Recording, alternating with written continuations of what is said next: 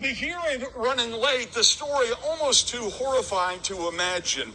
The detective says that one of the girls admitted that the two of them took the metro here to Navy Yard with the intent of stealing a car. They encountered Muhammad Anwar, 66, not in his car, but in a Honda Accord. There was a bit of a struggle. Anwar got a hold of one of the girls' cell phones. The two girls were in the car. He was on the driver's side, trapped between the car and the driver's seat, the car door and the driver's seat. One girl says that the other girl jammed the car into gear and started swinging the wheel while Anwar, the Uber Eats driver, was trapped back there. The car hit something here. The door slammed into Anwar. Then the car spun around, took a hard right turn here on N Street, right by Nat Stadium, went up on two wheels. Anwar was thrown and crushed, and he died at the hospital. A fundraiser for Anwar has already collected thousands of dollars. He is a grandfather, 4 grandkids, 3 children, adults. Hey, folks, let's look about that. Look at that. Look at that. Here it is, 13, 15 years old. I'm talking about 13, 15 years old girls, okay? Not boys, girls, okay? They took, I guess, the train, to go to the city and hoping to steal a car at 13, 15 years old. What is the mindset? What is going on? You know what? As parents, we are failing. I'm talking about right now, we are failing big time as parents. Because once again, we have to make sure that we know where these kids at all time. And not only that, like trying to get into their heads, trying to understand like what is they thinking, if they thinking at all. Because they can't be thinking 13, 15 years old, they want to go to the city right now in hope of stealing a car, causing a man death. Now, what part of the game is that? Like I always say, guess what? Trouble. It's easy to get into, but hard to get out. These 13 years old, that 13-year-old girl, that 15-year-old girl, they are hopefully like something can be done that they can get their life together because once again, otherwise their life is completely over. They're going to have hell to pay. All because of what? Because we as adults fail them as parents. And don't get me wrong, when you're trying to work hard, take care of responsibility, pay your bills, keep a roof over their head, give them food, give them clothes, give them medical attention, give them everything that you possibly can do it. Guess what? It's only how many hours in a day? 24 hours in a day. 8 of those hours, what are you doing? You're working, okay?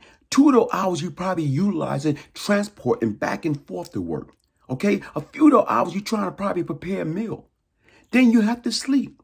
Then what time do you have to spend with them, nurture them, educate them, get them to understand? I know that's a process that starts from the very beginning in life. That starts at birth. But the difference is right now, do we have the tools to be good parents, to be a good mother, to be a good father, to be a good teacher, to be a good counselor, to be a good coach? Do we have the tools that we need to be successful, to teach our kids how to do right from wrong? It's not easy. People think being a parent is easy. Being a parent is not easy. You don't get a book. You don't get like how you buy a product from the store and they tell you instruction. You don't get instruction how to be a good mother, a good father. So without having instruction to be a good mother, a good father, how can you teach these kids? And even when you teach these kids, you have to stay on top of them. You have to know their whereabouts at all times. And that's the difference. And to me right now is trust me. I'm not here. I know where I made my mistakes. I have made plenty of mistakes as a parent. My son was born, guess what? Here it is. I went to jail. He was born. He was 99 days old when I went to jail. And guess what? How can I be a father to my son from jail? And then not only that, when my daughter was born, I was there. I was there just getting out, a few years out. And you know what? Like I told you, I tried to be the best father I can be. But the difference is, guess what? You know what started happening? Even that relationship, I was there from the very beginning. She would say for the first 8 years of her life, if anybody asked her who her best friend, she'd say my dad. Because my dad was there. Even though I worked a graveyard shift. And when I came home, I had to take care of her. But that was my responsibility or whatever. But I was there. But the difference is what changed in our relationship or whatever, divorce, what else changed? It's the relationship that you have with these kids. See, a lot of times we think when they step out of line, we're supposed to be beating their behind. That is not the case. What we're doing is when we whipping our kids, we're causing more mental damage, mental anguish than anything. That's what we're doing. We're destroying the bonds, the foundation with our kids by beating them. Why? Because what we're using, where we get that beating from? Let's sit back and think about it. You know what? Here it is. I'm telling my parents beat me. Okay? Their parent beat them. Their parent before that beat them. But do it make it right? No, it don't make it right. Because once again, it's a psychological effect. It's abuse. And the difference is right now, it's trauma. And we do not understand that. Sometimes we inflicted, blunt trauma to our kids, not even understanding the damage that it's causing. But we think we're doing that because we're punishing them. But in actuality, yes, we're punishing them, but we're destroying them also. How we heck them to go out there and be productive, law-abiding, students, working class citizens. When we already brutalized them, we already destroyed them, we already, set them up to fail. And parents, it's all type of way that we can beat these kids at their own game. But we have to use this. We have to beat them up intelligently. You know what? Everybody, they love these medias. They love the phone. They love the PlayStation. They love the Xbox. Take that away. Take it away from them. You know what? Keep them in the house. No television, no games, no nothing.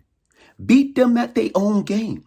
Stop adding insult to injury by beating them down with extension cord, with belt, with sticks, with everything. Because once again, are we helping them?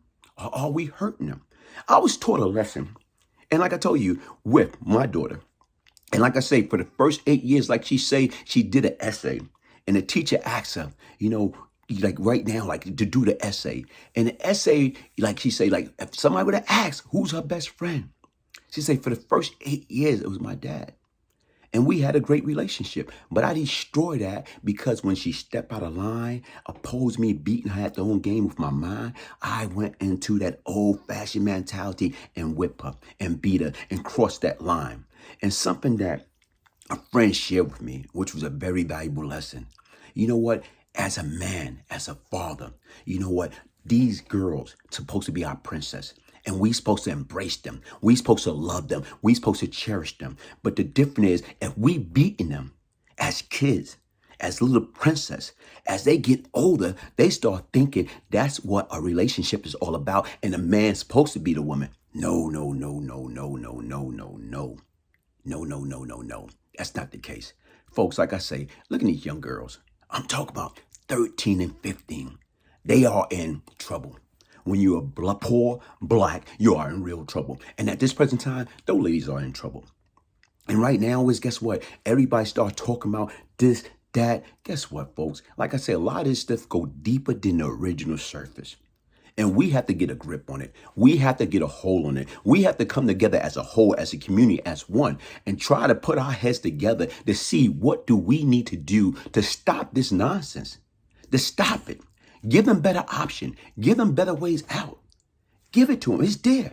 The difference is that we can scheme and think about how to do everything else. We can come up with the right solution to stop these kids from committing those crazy, deadly acts. Stop them from making that multi-billion-dollar prison system their home. That's what we're doing. And right now, like I told you, I was once the problem.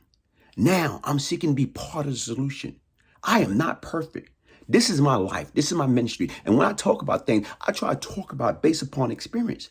I went to hell and back. And it's only because of the grace of God that I'm here now today, sharing my experience, because that's all it is. And the difference right now is if I can help anybody by the words that coming out of my mouth, that's my job. I'm trying to right my wrong. I did enough in my life to last me tenfold. And it's like, to me, my heart go out to the victim and the victim family. May that man soul rest in peace. And, it's just a sad time. And what we have to understand, it's not getting better. Only way you're going to get better, we as a whole, the people, have to get together. We have to join forces as one and get it together once and for all. Because if we don't do that, guess what's going to happen? This is only the beginning. This is only the beginning. We have to get it together, folks. Listen, check me out. Get your signed copy of the Glaze Gibbs story, Beyond Lucky, a true story of change and redemption. Email me at Brian, Brian, Gibbs, Gibbs, 1201 at yahoo.com to get your signed copy. It is the blueprint that will stop your child, my child, your grandchild, your niece or your nephew, those two little girls or any other little girls or little boys that's out there like them. It will stop them from making that multi-billion-dollar prison system their permanent address. It talk about the good. It talk about the bad. It talk about the ugly. You're going to laugh. You're going to cry. You're going to rejoice. You're going to be empowered. You're going to be encouraged. You're going to see right now, change. It can happen. And that's what we need to do or whatever. Folks, listen, we need to stop this trend. We need to stop this nonsense. And the difference is, guess what? I can't do it by myself. You can't do it by yourself. But guess what? We can do it together. And that's what we need to do. Hey, follow me on Instagram, Brian Glaze Gibbs.